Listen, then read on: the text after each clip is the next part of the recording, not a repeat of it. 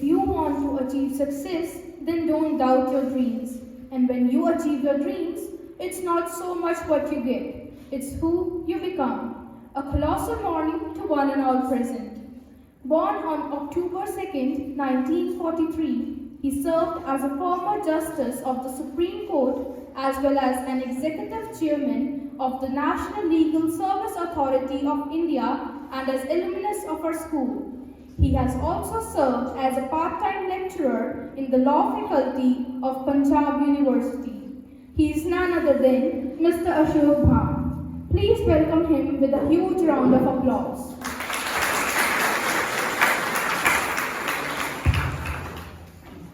In 1965, Sir began his legal career in the High Court of Punjab and Haryana. He was appointed as Punjab's Additional Advocate General in 1979. In December 1982, Mr. Bhan received the title of Senior Advocate and began serving as Senior Standing Counsel for the Chandigarh Administration and the Indian Government's Department of Income Tax. Sir was nominated to the Punjab and Haryana High Court as an additional judge on June 15, 1990. In 1997, he was transferred to the Karnataka High Court. From 26th June 2000 to 20th October 2000, he served as the jury's acting Chief Justice. On June 17, 2001, Justice Bhan was given the responsibility as a judge of the Supreme Court of India. He was proposed for the position of Executive Chairman of the National Legal Service Authority of India on February 8, 2007. On 2nd October 2008, Justice Bhan officially retired from his position. Following his retirement, he was appointed as President of New Delhi's National Consumer Disputes Redressal Commission. His efforts to improve society are admirable, as are his accomplishments. Now, I would request Sir to comment briefly on today's topic, that is, how strong is the justice delivery system in India?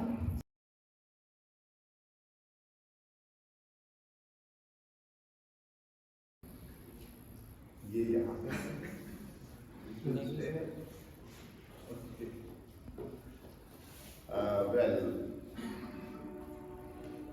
it's my pleasure to be here after many, many years. Let me tell you how did I join the school. First, I'll take 2 minutes. I was born in a village 50 miles from here, Munak, where I lived for 10 years. We used to carry our own body and study under a tree. That's how we started. I came here in 1952 to Patiala after independence, of course. And I was put in Sanatan Dharma school. Later on, Mrs. J. Chopra, she was the principal of this school. She asked my father, why don't you put her in the school? So I joined the school in the year 1954. And that's how my formal education, I should say, started. My father, why don't you say that?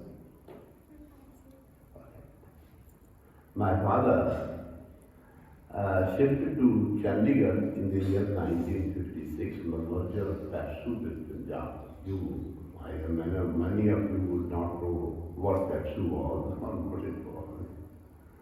Anyway, that is a small state of 8 princely states. Patsu was formed on that. Later on it was merged into Punjab because they were all Punjabi speaking. And thereafter I studied there in Chandigarh and started my practice, and anyway, everything followed thereafter. Now, it's always a pleasure to come here to meet my old students No, the new students, and we are two, three generations away from you. When I was in the school, none of you may have been born by that time. None of you, because it was nearly 60 years. Now, let me ask you, before I give a lecture on this course, that's a very vast subject and it can't be covered in 20 minutes. How familiar are you with the course of the system of working of the judiciary in the state? How familiar? What have you must have studied in civics? Anything? Anybody? No? You must have studied. I am sure you must have done it, civics. Anyway, now so far as the Indian framers of our constitution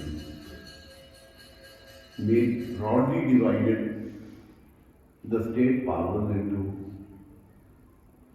three divisions. One was the executive, political executive, assisted by official executive. Second was parliament. Third was the law courts.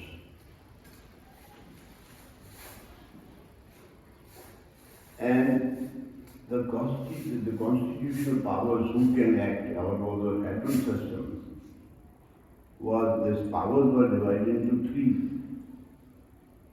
lists, which we call list one, on which only parliament could enact laws.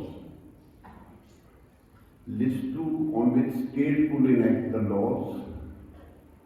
And list three, which was a common list on which state legislature and the parliament could enact laws.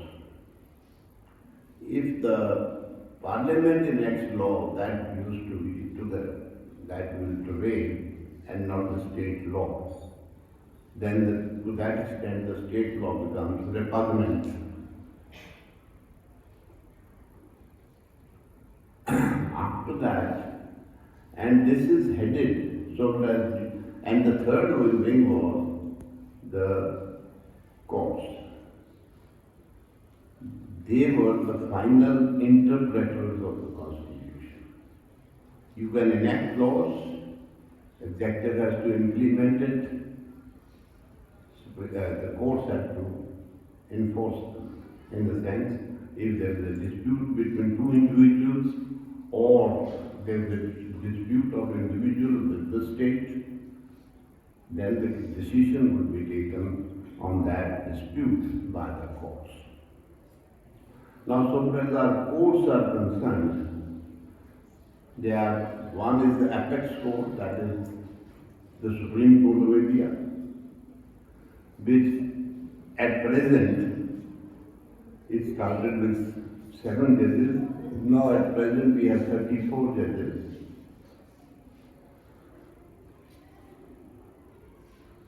Then we have high courts in each state. Not UTs, states, each state has high court. These are all Article 221, I am not going into those things with you. And then we have subordinate courts.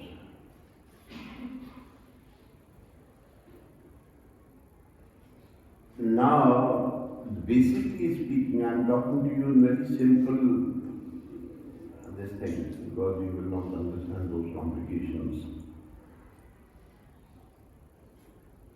There are courts, two types of cases are there, criminal and civil. So far as high courts are concerned, they have the power of judicial review. Well, judicial review, I hope you understand. Anyway, they can interpret laws. And the High Courts had original jurisdiction, that is prerogative, writ petitions under Article 2 to 6, that's original jurisdiction, or election petitions under original jurisdiction, appellate jurisdiction, and a revisional jurisdiction, and a referral jurisdiction. Similarly, Supreme Court has the power to entertain writ petitions if there is a violation of fundamental rights only, not other rights. Then you have to come by the High Court to try the election petition of the President of India, like that. And then they have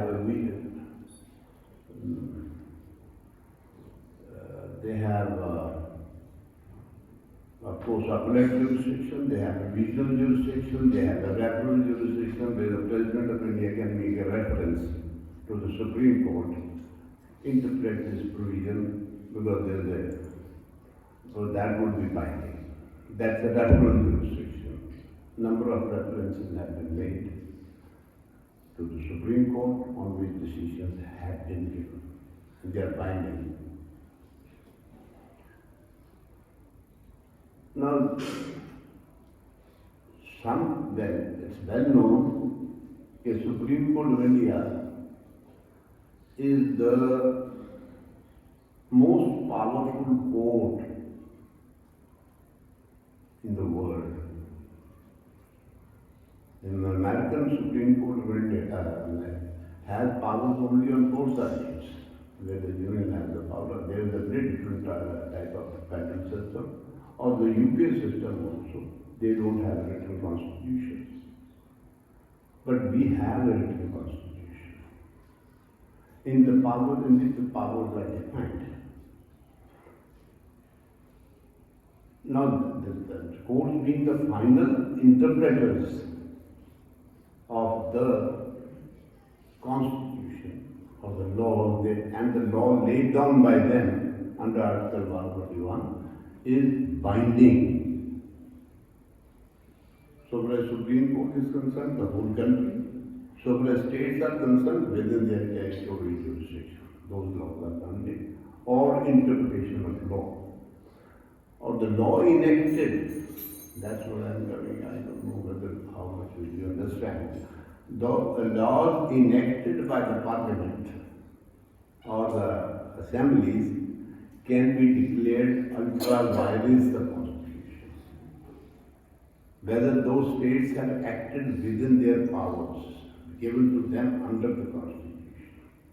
If the power is not exercised by them, given to them under the Constitution, then this is ultra vires the Constitution and it can be struck down.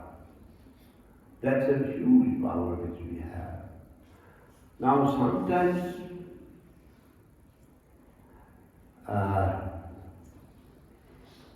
Supreme Court or High Courts are criticized that they are usurping the power, legislative powers or the executive powers. That is there. But that's all over the world. This is not something very new here. Anyway, that's a different subject and we can go on debating that subject. What I want to emphasize is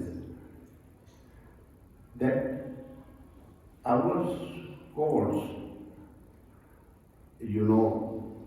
India is a multi-ethnic, multilingual, multi-religious, multi-caste, and you can put anything there, they are there. And in that interpretation of law, because sometimes, because they have elected, this debate started in 1951 when Pandit Jawaharlal Nehru was the Prime Minister of India. As of who's the interpreter? He said, we are the elected representatives. We will interpret. We know what is the need of the people. We said, no, The court said, no, you are not the final entrant. You can enact laws, we will interpret. So that was, it has ultimately culminated in Keshavananda Bharati's case, in which the Supreme Court gave the theory of basic structure. That you can amend in the law, yes, the constitution, but not the basic features of the constitution. You cannot convert the constitution into a unilateral form of government, that is a dictatorship or something. It has to be, parliament has to be there, democracy has to be there. So many things are there attached to that. In spite of the fact that we are divided on religious basis, we are sometimes divided on caste basis, we are sometimes divided on linguistic basis or ethnic basis, but our courts are not basic, they are not biased against the litigant on the basis of religion, caste, subcaste or language. While interpreting the laws, so far as the courts are concerned, to whichever community he belongs, he is bound by the Constitution of India. So our courts are not biased on the basis of religion, caste, or other considerations. But there is a criticism against our judiciary, that is the delays in deciding the cases. Let's face it, there are more than 4 crore cases pending in the courts, and it can take 25, 30, 40 years to decide. And some people are criticized. Supposing you want a divorce today, or you want your house to be vacated tomorrow, because you have your house, you want to live in this house. It can take you 10 years, 12 years, 15 years, 20 years. So what is the use of this law? If I want a divorce at the age of 25 and I am given at the age of 50, or not given at all. So, thank you. So, this is the criticism, and this is the valid criticism. Valid criticism against the judiciary. But mind you, that our economy is a planned economy. We have a limited money. Supposing your father's income is 5,000 rupees, must be much more. Now his needs are very different in the house.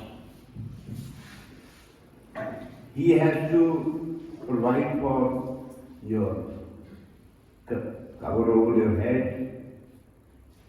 clothes, your education, your medicines, your so on and so. He can't spend the whole of your money on your school only. So he has to spend this money in different compartments. Similarly, our kitty of money in the country is needed on many fronts. That is not needed only for courts. You need hospitals, you need roads, you need railways, you need governance, you need law and order, you have to maintain a military also to defend yourself. So this money we can't compare ourselves with the developed countries. So the developed countries are 10, 15, 20, whatever they have. Now, so many developed countries are there, their strength per million people is 50. Per million. 10 lakh आदमियों के लिए 50 जज हैं या 100 जज। In India, we have only 1:18. 1 million people, 18 judges. That is the reason that cases are. That's one of the reasons that cases are not decided much quicker.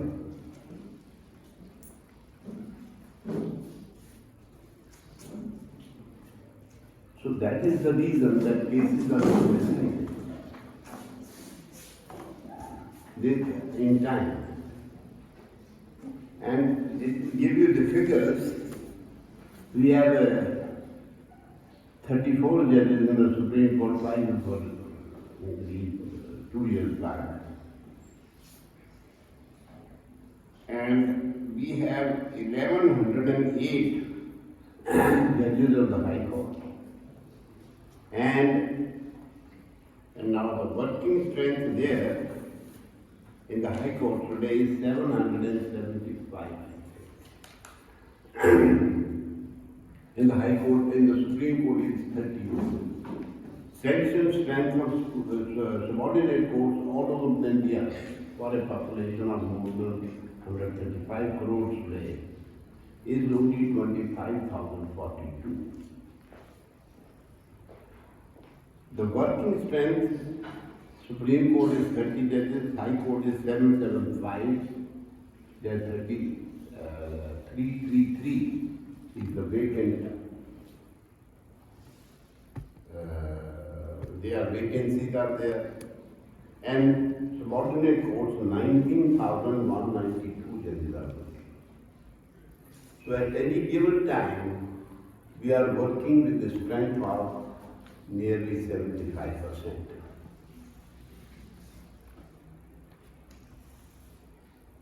Filling up the post is a cumbersome subject and a cumbersome process. Many reasons are for that we can go debating. But yes, I'm on the question of delays. Why delays? Is the reason. Some second reason could be concentration of the work in the hands of only few judges. Few lawyers, sorry. Few lawyers. I am also guilty of it because I had a lot of cases with me. So, and the people want to go to those, what they consider to be good or best, according to their capacity, they come. And because he is busy, he can't appear in a report. He can't get 2 places. This is another reason. Sometimes the lawyers take adjournment. Sometimes the litigants create problems in getting the case decided. Whoever will stay in his favor, he will not let the case be decided. These are various reasons. Second reason is sometimes it is said that corruption is creeping in the judiciary. Well, when I started my practice, there were only 7 judges in 1965. Now we have in our court sanction strength is 85. Working strength is 66, I mistake not. The murmur of corruption, and I'm talking about the High Court levels, maybe proportionately, it is not more than what it was at that time, at that time of independence. Because the number of judges have gone up, proportion may have gone up to the same rate, in the same ratio. That is there. Sometimes, let me come very frankly to you, sometimes lawyers, they, while accepting the brief, they assure them that आपको जीत के देंगे, आपको ये कर देंगे, but they have to charge their fees. And that the judge decides on the against their views or against them, the case. Then they say, ऐसे खा गया होगा, which is incorrect. No. At Supreme Court level, there is no minimal corruption. There are instances there and there. In High Court level, it may be 5 to 10% varying. Not all cases, few cases. Now, so far as subordinate courts are concerned, here, yes, people do use. There also, this is my belief and my knowledge which I have gathered, information which I have gathered. Our para legal services have gone corrupt sometimes because they are part of the society. It may be your alumnus, it may be a reader, it may be a stenographer. They know what is our that has that maybe he has to just get the work done from him. They know what the mind of the judge is, or if I dictated the order, there is a conviction, then the case goes to that person. The stenographer knows what the decision is. He says, yes, तेरा एक राजन है, तेरे दो बड़ी राजन है, एक राजन है.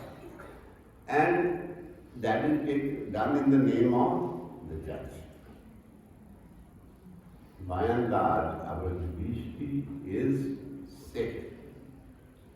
But we are a part of the society. If a father has 3 sons, one has become engineer, you will accept the corruption of engineer, not of a judge. But he comes from the same stock.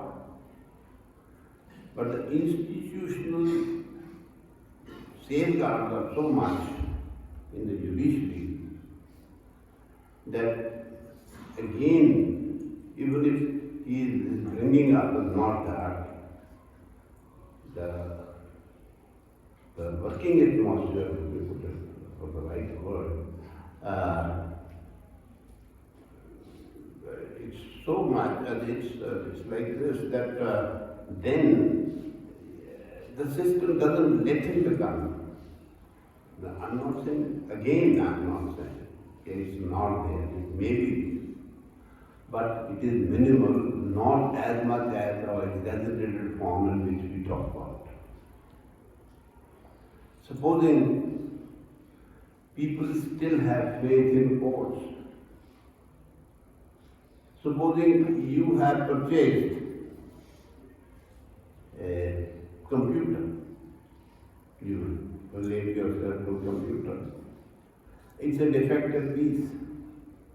What is your remedy? What will you say?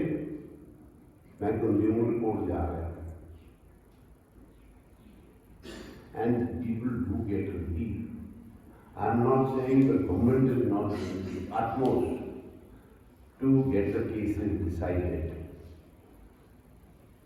to lessen the burden of judicial workload.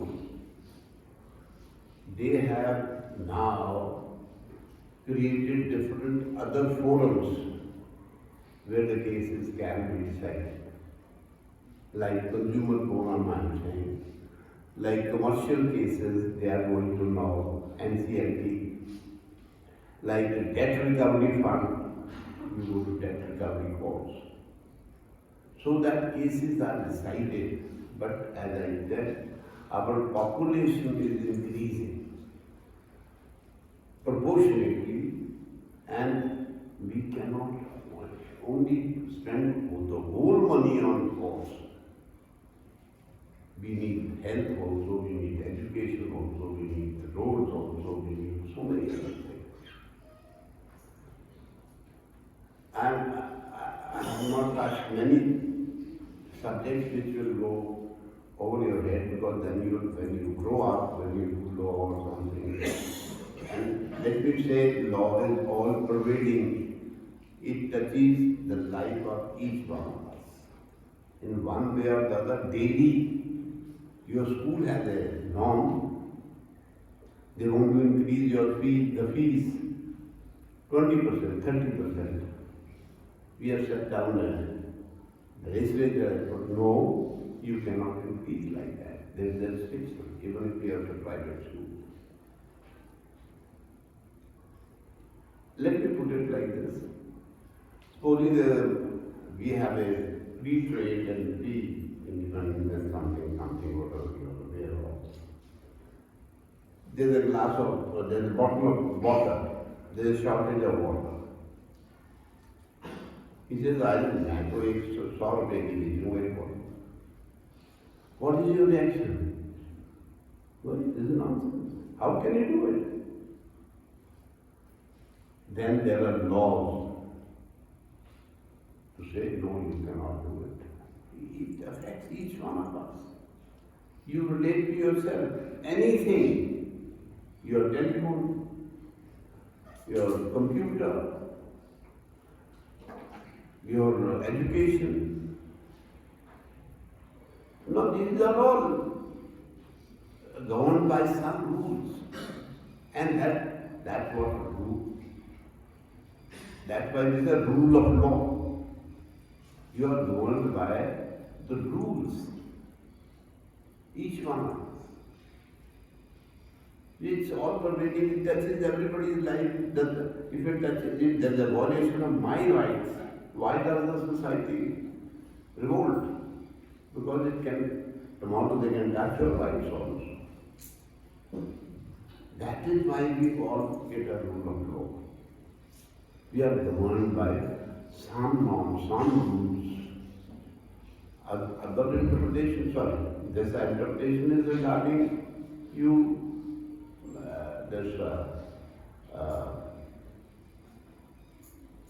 framing of laws by the parliament, implementation by the executive, and if there is a dispute, come to the courts. That is, but I would say, please have faith in the judicial system. Our judicial system is strong, and India has progressed. I don't know whether you will understand it or no. In my village, when I was studying there were no roads, there was no water, there was no electricity, there was no even bicycle. There used to be a barter system. Today you come to my village. It's as good as Patiala is, or little better than this because we don't have that much of traffic. That is at this distance side. But I am telling you, now you can road, internet, everything is there. So not in all states, Punjab has that. So many states have, many states like Bihar may not be having this facility. But it is now the, as I'm trying to say, aspirational society. You see everything on the TV. What is happening in the developed countries? Now, then you want to be like that. And India is on that road. Our courts are, I would say that our judicial system is still very strong, not influenced. I can tell you in 25 years of my career as a judge, nobody has approached except one, which I did not accept. Well, I suffered. That's a different issue. It's all right. That much has to be there within you. So I say, so far as India has progressed so much. There's a difference of 2-3 generations between you and me. We have seen those days. We used to travel in a gadda. You understand what gadda is? Which is full of cars. That's how we used to go to a railway head in Jharkhand. We used to go with full of cars. Or there were 6 ghodis. My family had 2. And but that's all. No cycle even. One Ganga used to come in the evening at 4 o'clock with some work or something, and we blow clock and everybody come in that thanda pani pee lenge. So this used to be the conditions. Things are much different. Much different.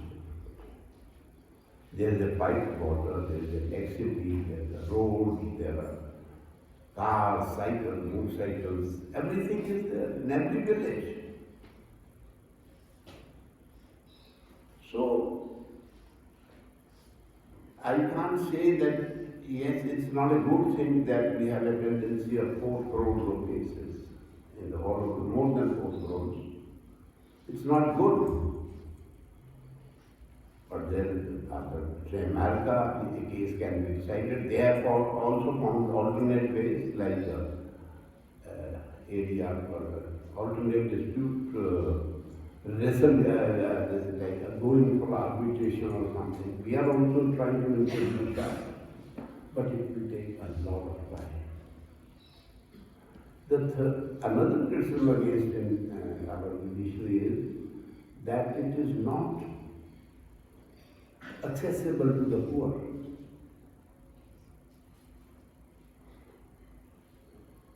Well, yes, but I would not agree with you. It's entirely true. It needs to be, money is required, and some of the lawyers, the fees etc. are very small. And the court fee वगैरह वहाँ बहुत अच्छा नहीं है. The lawyers' fees are there. We have not been able to find a solution to that so far.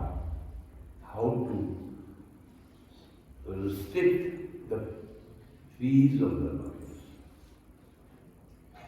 And if that is done, or channelized or restricted, then perhaps we'll make it accessible to every person.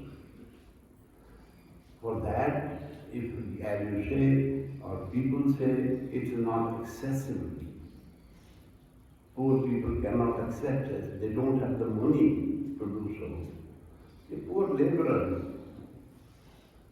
जो दिहाड़ीदार है, जिसने एक दिन में 100 रुपये कमाने हैं, 100 रुपये में गुजारा करें, 500 रुपये कमाने हैं, 500 रुपये में गुजारा करना है. He doesn't have a spare day to go to court or go 30 times. He has to provide it to his family. For that is also government is again providing lawyers to them free of cost, legal services, through legal services.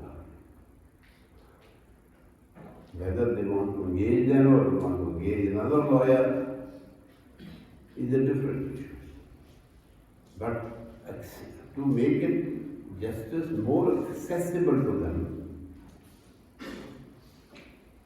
and the government, or I would say the high courts or any court, give them the legal assistance of the lawyer, free of cost. So accessibility, yes, that partly this criticism is correct, but government is doing its best, or the courts are doing its best to provide alternate systems of wrestle of grievances. Like you have permanent lok adalats. Supposing there is a dispute,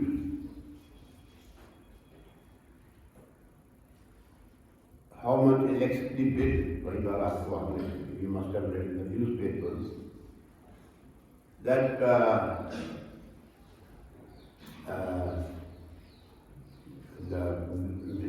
electricity bill is exorbitant. 3 lakhs of rupees or 2 lakhs of rupees. Sometimes they come by mistake or otherwise by design. Then we have constituted for permanent program for these small matters. You go to the permanent law no, without taking any evidence or something, they will decide the case on the basis of the record. So many forums have been created to make law accessible, but still it is not to the entire satisfaction of everyone. It is not there. But as I said, ours is a developing economy and planned economy in which we have to allocate funds for courts, for hospitals, for roads, for education. For that, sometimes it can take time. It can take time. But in 75 years, ask me at this age how much we have. We have progressed much. In human rights again, the girls have equal rights today. They can go to any field today. It's open to them. Rather, now that there are more girls I've seen in law colleges, in engineering colleges, in doctors, now they have gone to military also. Pilots. Gender equations are coming. This has been done by these are laws. Some people may not appreciate it at this stage. So that triple talaq was there. Suppose whatever a population of Muslims, 10 crores or 15 crores are ladies. Their rights were trampled. Any husband would say, talaq, talaq, talaq, and the girl is gone. She is no longer married. So this and those arguments were there. Supreme Court said nothing to it. We have to bring a gender equality between man and woman. These things are there, not that these are all laws. It's a God-made law. It is. But that was required. Our society needs it today. It may not, nobody would have accepted it 80 years back. When Hindu Code Bill came in 1954-55, there was a lot of criticism of Jawaharlal Nehru. But I think that was the right thing to do. Why should we deny 50% of our population their basic rights? It should be given. It has to be given. So please, that's a parliamentary made law. And by interpreting also we do sometimes say, no, why should Muslim ladies be denied this equality? It has to be given. It should be given. So these are, our judiciary is very slow. I take it from you. Our judicial system is sound. But in its working, sometimes we find some difficulties because of it may be economic constraints, it can be that population, society is not prepared for it. The thing which I am saying about, again the same example, about ladies' rights, they may not have appreciated it. There was a complete, these things have changed. And for the good of society. So our judicial system is strong. Our judges, they are not divided on the basis of religion. At the time of appointment, this should be taken, that should be taken. But once they are appointed, they become apolitical. They are not, or a-religious. They are not deciding cases on the basis of religion, caste, creed, or religion. Our judicial system is very, very strong. I think I have already exceeded my time. Sorry. So I would say I have made it very, very simple for you. Good morning, sir. My name is Bhumika, and my question is: would you please like to share any memorable moment from your school life? Many from my school, your school, our school. So first of all, I came to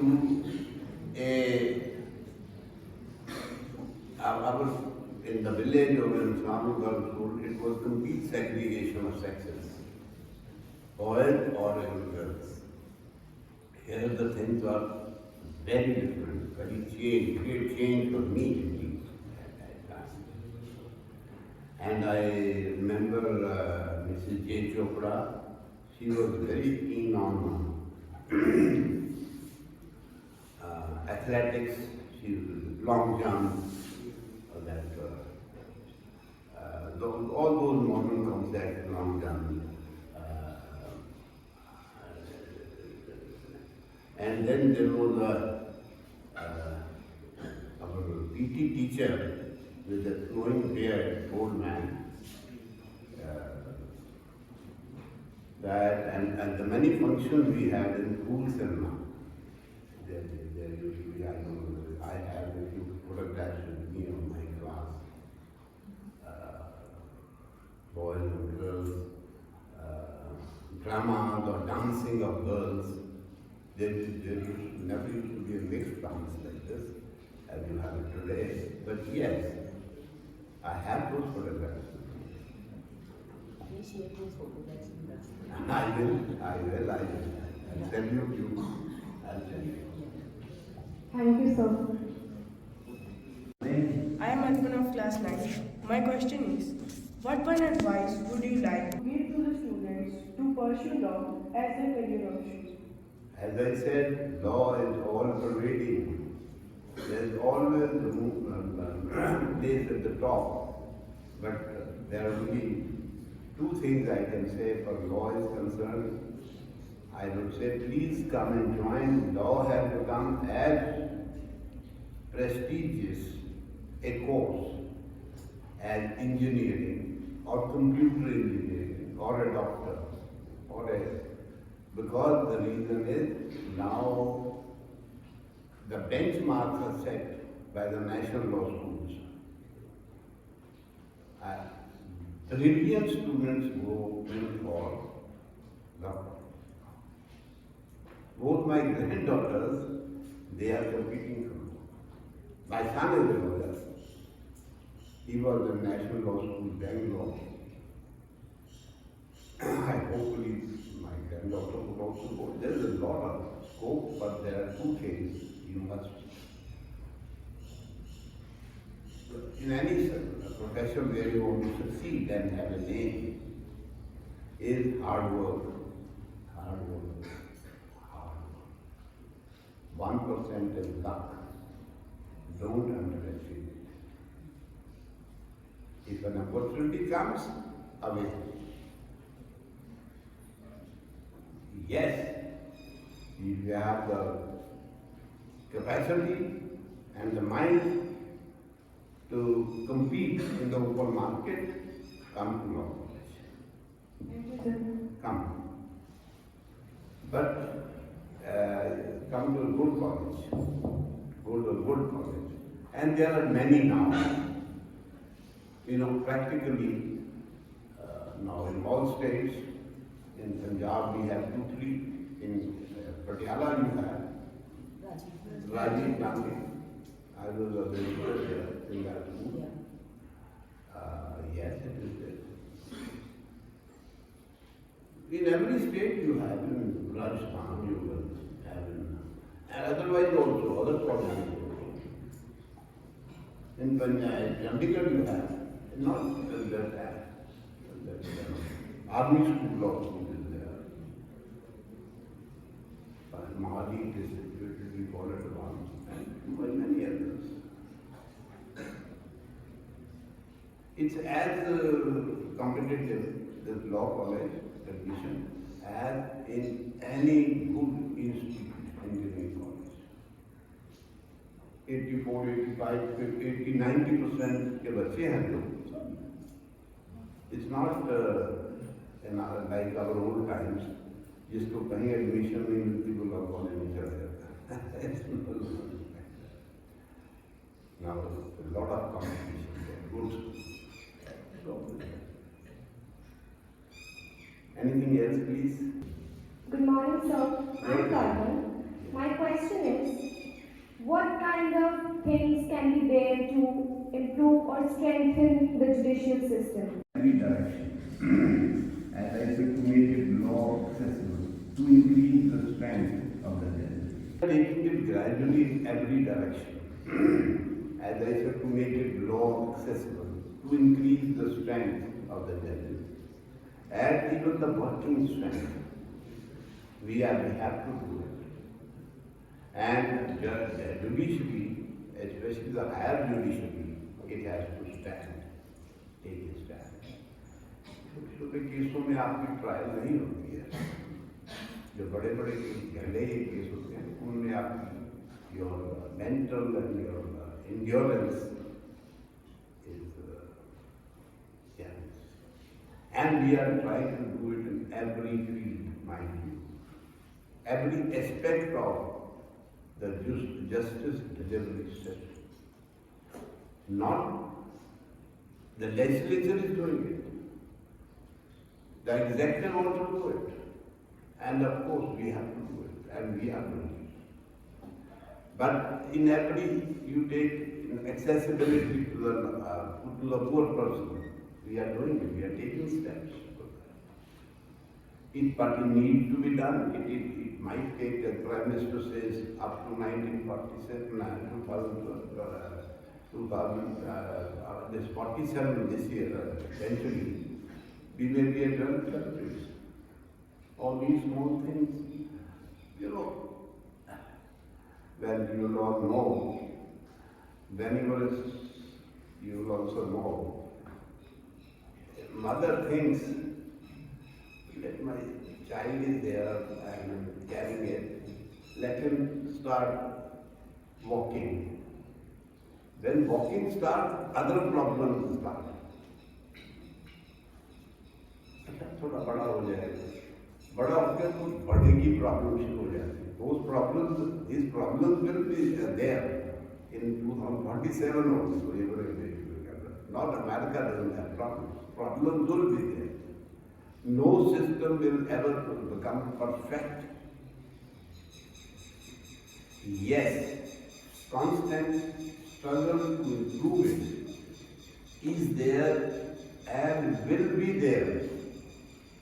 In our laws, I must say that we have enacted so many laws for just the various people.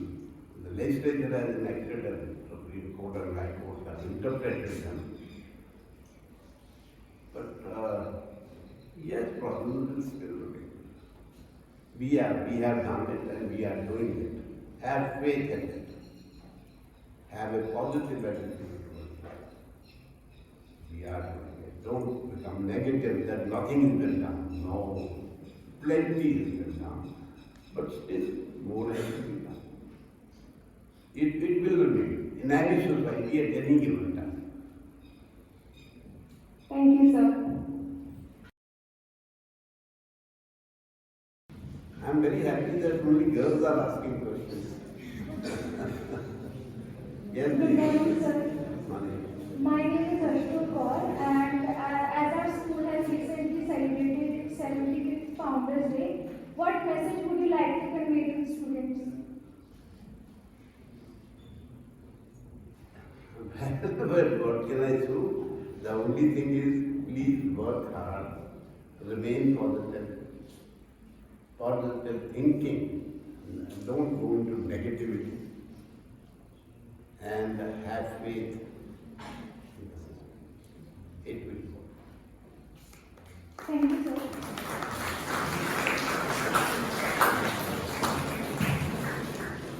Anything? First of all, I would like to thank you, sir, for improving the sports infrastructure, sir. Because you are the part of the Justice RM Noda Committee who gives some regulations to improve the federations and associations. So you have bring out the associations and federations, those are working for the sports and games, sir, out of the clutches of politicians and bureaucrats. What was the motivation behind it, sir? How you have No motivation. We were given that task. how you have taken this challenge, sir? Because How you have taken this challenge, sir? You know the difficulties. I know the difficulties. And everybody knew the difficulties. Is there any pressure from the politician side? No, none. Okay. No. But you have done There it is a now. misconception that politicians approach. But you have brought it. Only relative approach politicians. But you have brought a revolutionary change in the sports, sir. Whatsoever the India is done in Tokyo 2021, it is due to the Noda Committee regulations. This is my view. Thank you.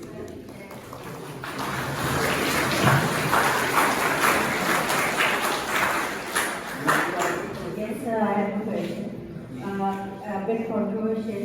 Sir, with the excessive load on the judiciary, do you think the judiciary should close for vacations? Sir, we have tremendous pressure on the judiciary.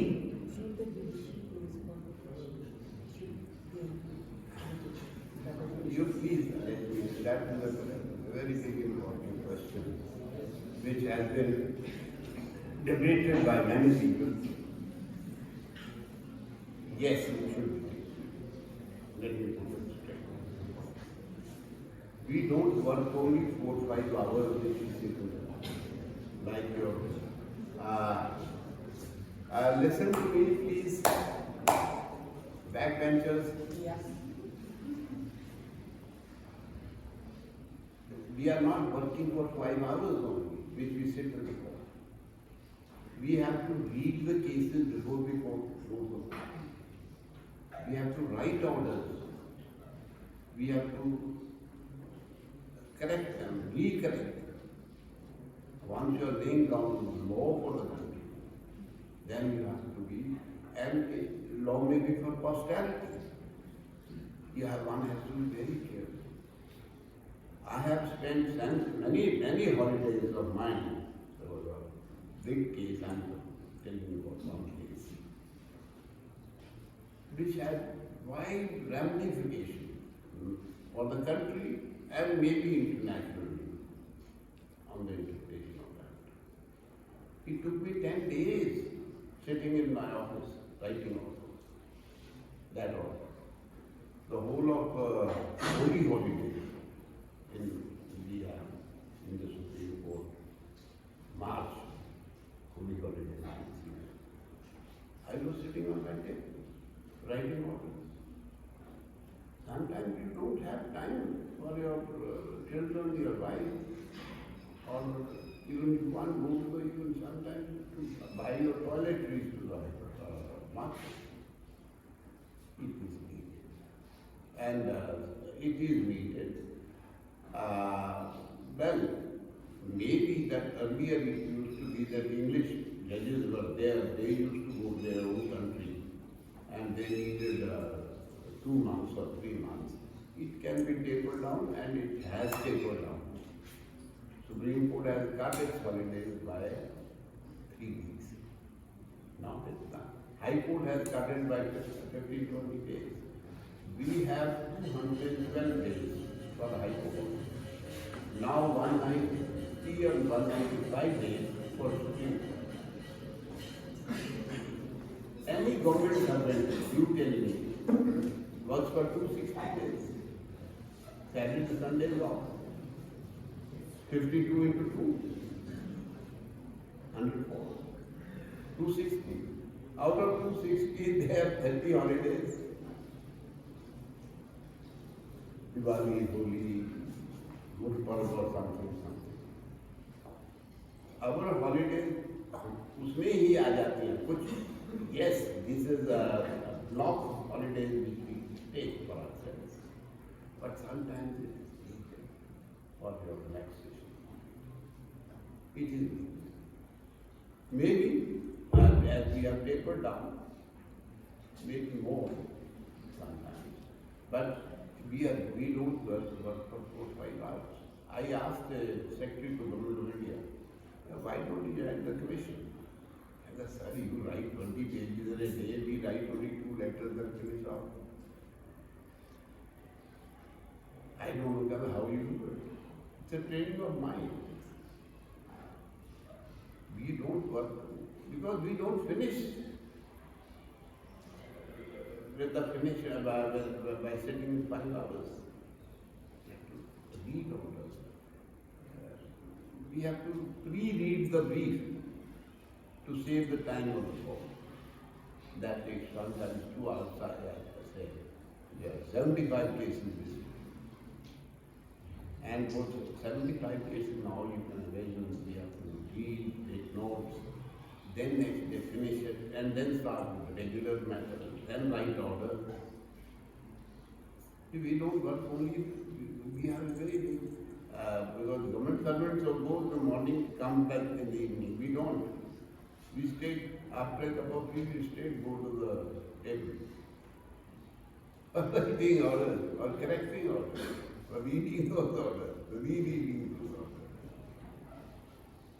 But we keep our equilibrium, mental equilibrium. Thank you, sir. Thank you. Thank you. So it was a pleasure talking to you.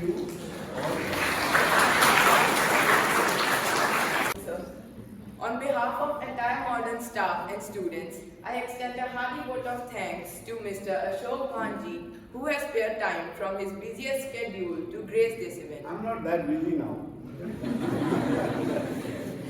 So today we had an opportunity to hear your thoughts, and this will surely encourage us in our future endeavors.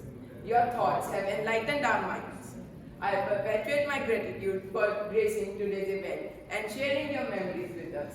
Thank you, sir.